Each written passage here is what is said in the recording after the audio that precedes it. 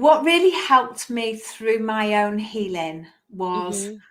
if you always do what you've always done, you'll always get what you've always got. Henry Yeah. Ford. And that really helped me step out of my comfort zone, step out of my job as a nurse and train as a coach, doing new things, trying new things, making memories.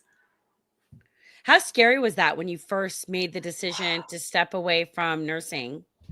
Really scary. It took me several years because my dream job, I always wanted to be a nurse in a hospital. And there I was working my dream job. I'm feeling really unfulfilled. But Mm, aligning with Sarah's the nurse. Well, who is Sarah without the nurse? And I had no idea who that was. So that was a okay. whole authenticity journey. Did you go through, like, coaching training and stuff like that while you were still nursing? I had my registration. Yes, Mm, yes, I was still doing some part. I was an entrepreneur because I'd stepped away from the hospital, but I was still a registered nurse. So I was doing some DNA work, some medico legal work.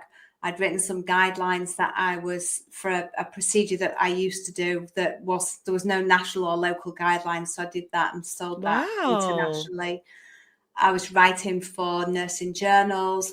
I was doing a bit of training of the healthcare workers for all the mandatory updates they've got to do. So I had my fingers in lots of pies, but I wasn't Mhm, working in the hospital.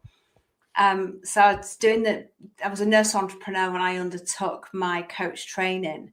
And then mhm. after I'd done my coach training, still was a registered nurse and I was still had my first business, but I was so frustrated with still who am I if I'm not a nurse? Because I was award-winning entrepreneur, but as a nurse. Yeah. And so it was a real battle inside to work out who I was, to be able to step outside of nursing and say, actually, that's it, surrender my license, take my name off the register, stop paying the annual fee, and go headlong into coaching and set up my second business.